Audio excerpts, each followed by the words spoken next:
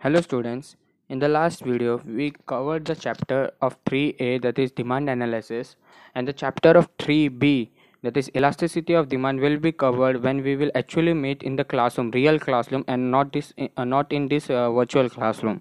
So today we are about to start with a new chapter, that is chapter number 4, supply analysis. तो supply analysis, supply होता क्या है? Supply is जितना भी एक producer of goods और service, जितने भी वो अपने क्वांटिटी ऑफ गुड्स मार्केट में डिमांड के लिए भेजता है, उसे हम कहते हैं सप्लाई। मतलब जितने भी goods at a point of given time sale पे हैं, जितने भी गुड्स एक कंज्यूमर खरीद सकता है, उसको कहते हैं सप्लाई। ठीक है ना? Supply, the study of supply in 12th standard economics is one of the most important concept, because ये एक बेस है जिसकी वजह से इकोनॉमी चलती है। बिकॉज सप्लाई होएगा तभी तो कंज्यूमर विल डिमांड गुड्स और service in a market, and when a goods और service is demanded in a market, there will be income generation for the businessman और the producer, and when there is a income generation for the producers of the goods और service, then only there will be more production of the goods. और ऐसे ये cycle continuously चलते रहता है। Production से goods supply होते हैं, सप्लाई से डिमांड होता है, डिमांड से इनकम जनरेशन होता है, इनकम जनरेशन से मोर प्रोडक्शन होता है। ठीक है ना? So this was the introduction में क्या पता चल रहा है कि अ स्पेसिफिक गुड्स और service that is available for a sale by a seller is supply. ठीक है ना? गुड्स और service available for sale at any specified price is known as a supply. मतलब एट अ पर्टिकुलर प्राइस पे जितने भी quantity of goods seller जब sale पे रखता है, उसे कहते हैं हम supply. Okay, so this was the introduction. Now we have to look at some of the concept of total output, stock, and supply. So what is total output? Total output means total amount of quantity that is produced by a producer of goods or service at a given point of time. जितने भी goods या service एक producer एक time पे बनाता है, उसको कहते हैं total output. So by definition total output can be defined as the sum total of quantity of a commodity produce at a given period of a time in the economy.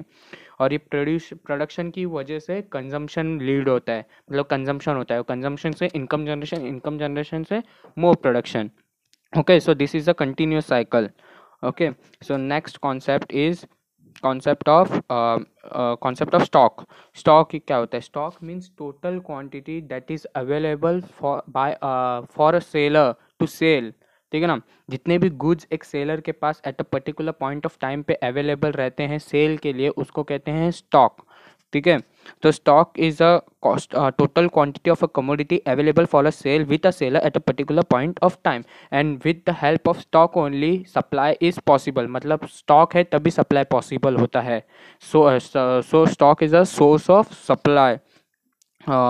अगर हम लोग को सप्लाई बढ़ाने का है, if we want to increase the supply, we have to increase the given stock. Okay, so normally क्या होता है, स्टॉक है ना सप्लाई से ज़्यादा ही हमेशा होता है, क्योंकि जितने भी हम समझो मेरे पास 100 गुड्स है स्टॉक में, तो मैं 100 ही गुड्स बेच सकता हूँ, या तो उससे कम मतलब 90 गुड्स बेचूंगा, या तो 100 तक मतलब इक्वल टू। तो in normal case stock is always maximum, always exceed supply, या तो stock is equal to supply. ठीक है ना? जैसे कि in case of perishable goods मतलब जो गुड्स जल्दी ख़राब हो सकते हैं, फॉर एग्जांपल फिश, मिल्क, ऐसे सब चीज़, तो इस केस में मैं उतना ही स्टॉक अपने पास रखूँगा जितना मुझे सप्लाई करने का। For example if I know that maximum demand for milk in a particular day is 20 litre, so I will keep the stock of milk for 20 litre only. ठीक है ना? वैसे ही जब मेरा गुड्स जो है ड्यूरेबल गुड्स मतलब जो सालों साल चलते रहेंगे, अगर मेरा फर्नीचर का बिजनेस है तो मैं 3-4 सेट फर्नीचर का रखा रहूँगा, भले ही एक ही का डिमांड आ रहा है तो भी मेरे को कुछ फ़र्क नहीं पड़ा, क्योंकि फर्नीचर ख़राब नहीं होंगे। सो stock exceed supply and it is fixed and in elastic. Fixed क्या होता है? मतलब इन इलास्टिक मतलब वो कभी चेंज नहीं होता है, ये हमेशा ही चलता रहेगा। स्टॉक एक्सीड सप्लाई, स्टॉक हमेशा ज़्यादा ही रहता है सप्लाई से, या तो इक्वल रहते हैं। ठीक है ना? So coming to the next concept is supply. What is supply? Supply is a relative term means it is related to some different concept, and it is related to price, time, and quantity. So how it is related, we will see further.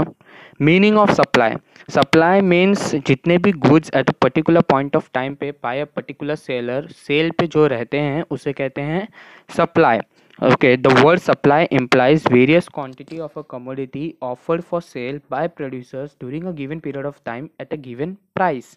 Okay, एक time पे एक given price पे इतने quantity of goods for sale पे available है bye a seller, इसको कहते हैं सप्लाई। मैं इतना गुड्स सप्लाई कर रहा हूँ। Supply is a flow concept. Flow concept means continuous है, वो होते ही रहेगा सप्लाई। जब एक बार goods, once the good is ready, it is supplied into the economy for the purchase by the consumer. Okay, so supply जो है वो फ्लो कॉन्सेप्ट है, कंटिन्यूअस है। Okay, coming to the definition of supply. Now what does the definition of the supply say? Definition of supply says supply refers to the relation between market prices and the amounts of goods that the producers are willing to supply. Okay, we have understood in demand chapter that demand means हम लोग consumers के point of view से देख रहे हैं। तो जब consumer कब ज़्यादा डिमांड करेगा, जब प्राइस कम रहता है। जब प्राइस कम रहेगा तब कंज्यूमर का डिमांड बढ़ जाता है। So in this chapter, suppliers analysis, we are studying this chapter from the point of view of a supplier or a producer, businessman की तरफ से। तो बिजनेसमैन कब ज़्यादा सप्लाई करेगा या बेचने की कोशिश करेगा, when the price is higher.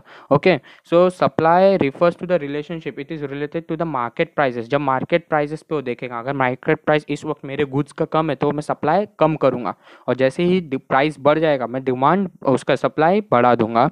So okay, and the amount of goods that the producer offer in a supply.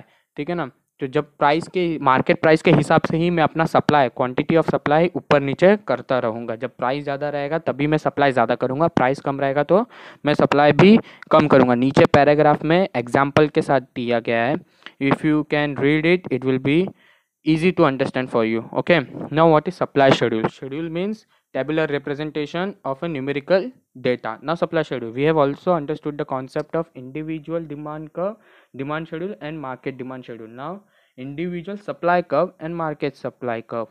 Okay, market schedule भी।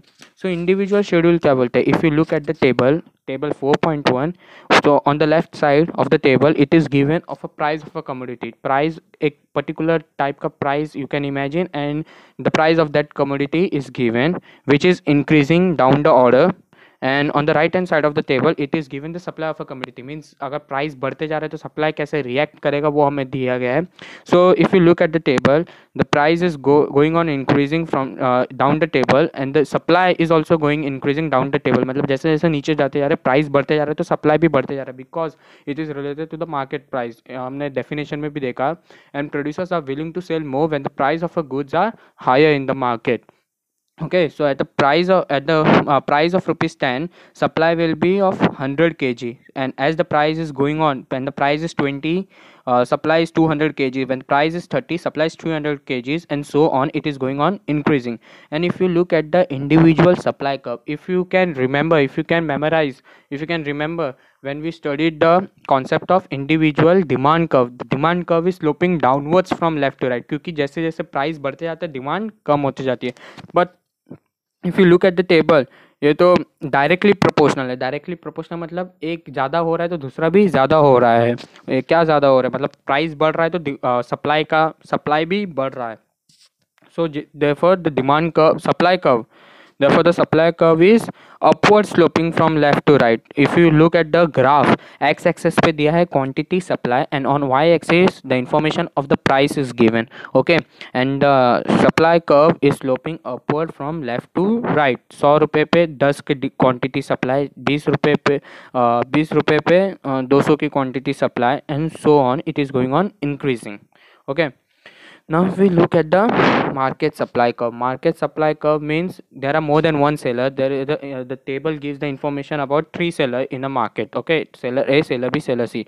the total of three seller is given as 600, 900, 1200, 1500 and 1800। मतलब जब price he same, that is 10, 20, 30, 40, 50, जब price बढ़ते जा रहा है तो तीनों सेलर की सप्लाई भी बढ़ रहे हैं। so the concept is related to the definition of the supply, and along with that the graph is also given, x axis पे quantity supply, y axis पे price, and the supply curve is sloping upward from left to right, क्योंकि price बढ़ रहा है तो supply भी बढ़ते जा रहा है। ठीक है ना। Now we have to look at the determinants of supply। if you look, if you can remember, we also studied the concept of determinants of demand। तो determinants क्या होते हैं, किसकी वजह से सप्लाई डिटरमाइन होता है, मतलब कितना क्वांटिटी हम लोग सप्लाई करेंगे, क्या क्या फैक्टर्स है जो चेंज कर सकते हैं सप्लाई को, means if this factor changes in the environment supply will also change. ठीक है ना, तो कौन कौन से डिटर्मिनेंट हैं अभी। So first determinant is price of a commodity. Price जो भी क्वांटिटी एक प्रोड्यूसर सप्लाई कर रहा है इन एन इकोनॉमी, उसका प्राइस बहुत इंपॉर्टेंट फैक्टर होता है। If the price of a commodity that supplier is supplying fall suddenly, तो उसका सप्लाई भी कम हो जाता है। And if price rises, supply भी बढ़ जाता है। मतलब प्राइस ज़्यादा रहेगा तो सप्लाई ज़्यादा रहेगा, प्राइस कम रहेगा तो सप्लाई भी कम रहेगा। ओके, तो ये था price of a commodity. Next point is state of technology. If the state of technology for the production of good is awesome, मतलब बहुत ही अच्छा टेक्नोलॉजी यूज़ करते हैं, तो जब टेक्नोलॉजी अच्छा यूज़ हो रहा है तो उस गुड को बनाने का प्राइस कम रहेगा, और अगर बनाने का प्राइस कम है तो सप्लाई ज़्यादा रहेगा। ओके, और वाइस वर्सा, अगर टेक्नोलॉजी ख़राब है तो बनाने का कॉस्ट बढ़ जाता है, और जब कॉस्ट बढ़ जाएगा तो सप्लाई कम हो जाता है। Next point is cost of production. So cost of production means the price incurred to produce one good or one commodity, one quantity. Okay, so when the cost of production for producing the good is low, supply will be higher and vice versa. अगर cost of production ज़्यादा है तो supply कम रहेगा। Next is infrastructure facility. When the infrastructure facility which is provided to the worker is nice and capable for the workers to work in that environment, मतलब worker भी खुश है जो भी उनको इंफ्रास्ट्रक्चर फैसिलिटी दे रहे। फॉर एग्जांपल, अगर उनको ट्रांसपोर्ट फैसिलिटी हम लोग दे रहे हैं, if we are paying them good wages, अगर उन लोग के पास हम लोग पावर मशीनरी अच्छा यूज़ कर रहे हैं हम लोग प्रोडक्शन के लिए, तो गुड्स भी ज़्यादा फटाफट प्रोड्यूस होंगे और सप्लाई भी ज़्यादा रहेगा। And at the same time if the infrastructure facility which is provided by the company is of low quality, तो गुड्स के सप्लाई भी मार्केट में कम ही होंगे। Government policy plays an quite important role for the supply. अगर government चाहती है कि इस गुड का सप्लाई बढ़ाने का, they can decrease the tax rates. Okay, उन लोग सब्सिडी प्रोवाइड कर सकते हैं कंपनी को, उन लोग टैक्स रेट्स कम कर सकते हैं। उन लोग if they want to decrease the supply of particular goods, तो उन लोग टैक्स रेट्स बढ़ा देंगे, सब्सिडीज़ नहीं देंगे, कंसेशंस नहीं देंगे। सो गवर्नमेंट डिसाइड करती है कि अगर ये गुड का, फॉर एग्जांपल अगर मैं टोबैको की बात करें, टोबैको प्रोडक्ट्स का, तो उस पर टैक्सेस बहुत ज़्यादा लगते हैं। ठीक है ना, तो गवर्नमेंट कैन डिसाइड कि उनको किस पे क्या करने का है। अगर वो गुड्स का प्रोड्यूस करना चाहते हैं, फॉर एग्जांपल अगर कोई चीज़ है जिस पे वो टैक्स फ्री रहते हैं। Okay, next point is natural condition. Natural conditions means the environment also plays an important role in the which determines the supply. Okay, for example अगर हम लोग एग्रीकल्चर प्रोडक्ट्स की बात करें, तो एग्रीकल्चर प्रोडक्ट को अच्छा से रहने के लिए गुड मॉनसून सीजन चाहिए, मतलब अच्छा खासा बारिश होना चाहिए, गुड फेवरेबल क्लाइमेटिक कंडीशंस होने चाहिए, फर्टिलाइजर्स मिलने चाहिए उनको। सो जब ये सब होगा, जब क्लाइमेटिक कंडीशन भी फार्मर्स को हेल्प करेंगे, देन ओनली एक अच्छा हार्वेस्ट होगा और मार्केट में वीट्स या अच्छा हार्वेस्ट का सप्लाई होगा। So natural conditions plays a quite important role for the supply of a product. Future expectations about the prices. Future expectation मतलब प्रोड्यूसर्स अभी से ही फ्यूचर के प्राइस सोच रहे। फॉर एग्जांपल अगर अभी एक पर्टिकुलर गुड का प्राइस है 10, ओके, और वो फ्यूचर में प्रोड्यूसर सोच रहा है कि इसका प्राइस होने वाला है 20, then he will stop supplying right now, क्योंकि आगे तो प्राइस और बढ़ने वाला है। And he will start thinking that I will supply more at the price of ₹20, कि जब प्राइस 20 होगा तभी मैं ज़्यादा सप्लाई करूँगा। ओके, तो ये होता है फ्यूचर एक्सपेक्टेशन। तो फ्यूचर एक्सपेक्टेशन भी क्वाइट डेंजरस थिंग है, क्योंकि it can harmfully affect the supply of a product in the current market. कैसे? क्योंकि अगर अभी वो सोच रहा है कि आगे जाके प्राइस बढ़ेगा, तो सप्लाई अभी रोक देगा। And there are other factors also. Other factors में क्या क्या आते हैं? अदर फैक्टर्स में आते हैं nature of the market, relative prices of the other goods. Nature of the market मतलब कौन से मार्केट में हम लोग सप्लाई कर रहे हैं, वो भी इंपॉर्टेंट फैक्टर रोल करता है, क्योंकि there are different types of market जो भी हम लोग आगे के इकोनॉमिक्स चैप्टर्स में पढ़ने वाले हैं। ठीक है ना। Relative prices of other goods, substitute products and complementary products हम लोग ने करके कुछ पढ़ा है। तो सब्सटीट्यूट प्रोडक्ट्स के प्राइसेस भी इफेक्ट करते हैं सप्लाई। ठीक है। एक्सपोर्ट एंड इम्पोर्ट्स, इफ अगर एक्सपोर्ट और इम्पोर्ट ज़्यादा हो रहा है तो फिर वो भी प्रॉब्लम देते हैं सप्लाई के लिए डोमेस्टिक प्रोडक्ट गुड्स को। Industrial relation, and available of factors of production. Factors of production means कौन जो प्रोड्यूस करता है गुड्स, मतलब वर्कर्स, लेबर्स, ठीक है ना। लैंड कहाँ पे गुड्स प्रोड्यूस होते हैं उसको कहते हैं factors of production. Factors of production land, labour, capital and entrepreneur, ठीक है ना। तो जहाँ पे गुड्स प्रोडक्शन होता है उसको भी बहुत इंपॉर्टेंट फैक्टर रहता है प्रोड्यूस करने में गुड्स और सर्विस को। So now we have to look at the law of supply. We have already understood the concept of law of demand. Now what is law of supply? Law of supply is the fundamental and the economic theory and important economic theory in the economics.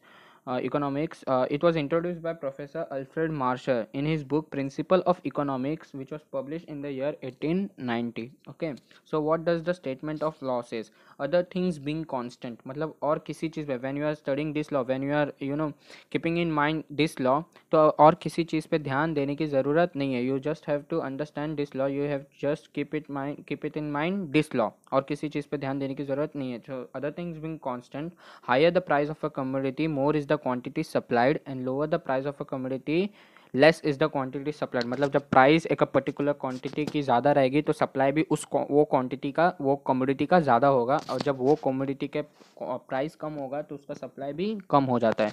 Because in short, a supplier wants to earn more profit, and he will earn more profit by supplying the goods at a higher price and not at a lower price. Okay, symbolically हम लोग इसको देख सकते हैं, S of x is equal to functional of P of x, मतलब supply is equal to functional of price. Supply is directly related to price. कैसे supply ज़्यादा रहेगा तो प्राइस भी, सप्लाई ज़्यादा कब होगा जब प्राइस ज़्यादा रहेगा, और सप्लाई कम रहेगा जब प्राइस कम रहेगा। तो supply is equal to functional of price. Okay, now there are certain assumptions means when these assumptions are fulfilled then only the law of supply will work. Okay, ये जब assumption पूरे होंगे तभी ये सप्लाई काम करेगा, वरना नहीं करेगा। Okay, so what is this assumptions? First assumption is constant cost of production. So जो cost of production है, the cost which is required to produce one quantity of a commodity is always same, और वो change नहीं हो रहा है, because if a cost of production is changed for producing a single good तो उस supply में इफेक्ट करता है, तो या तो सप्लाई बढ़ सकता है या तो सप्लाई कम हो सकता है।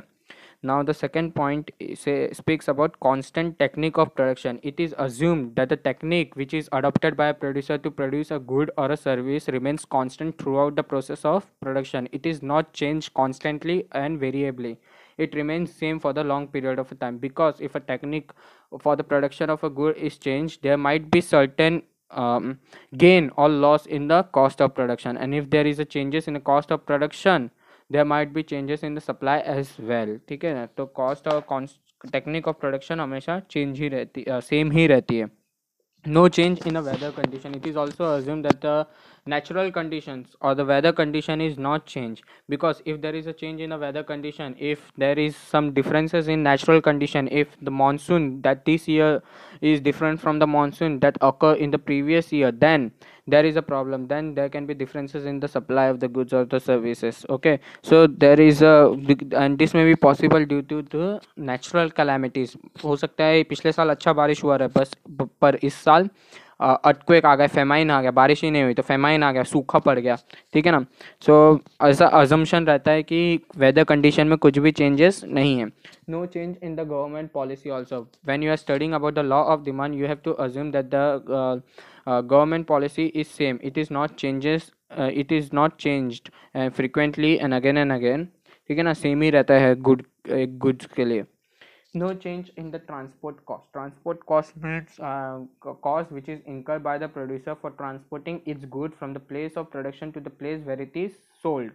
ठीक है ना, और उस ये ट्रांसपोर्टेशन कॉस्ट भी बहुत इंपॉर्टेंट फैक्टर प्ले करता है सप्लाई में। So it is assume that the cost of transportation of goods remains constant through out the process of supply and it is not change, because the change in the transportation cost can change the supply of a quantity.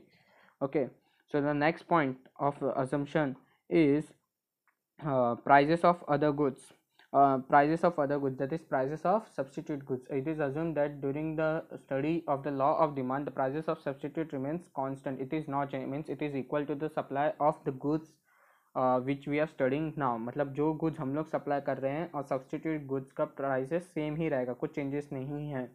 तो okay, Okay, so no future expectation. Next point speaks about no future expectation. It is also assumed that the producer of a goods does not expect any future changes in the price of a commodity, because if he expects any changes in the price of a commodity, he will change its supply in the right moment at the right time. Okay, तो अगर वो future expect कर लेगा तो अभी supply वो goods का रोक देगा. ओके, तो सप्लाई शेड्यूल कैसा होता है ये हमने देखा है. सप्लाई कर्व कैसे होता है. Supply curve is upward sloping from left to right. Supply schedule जैसे जैसे प्राइस बढ़ते जाएगा, डिमांड जैसे जैसे प्राइस बढ़ते जाएगा, सप्लाई बढ़ते जाएगा. And supply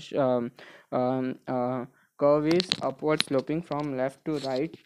On the x axis it is quantity supplied, on the y axis the information of the price is given. So we will continue the remaining part in the next video. Thank you.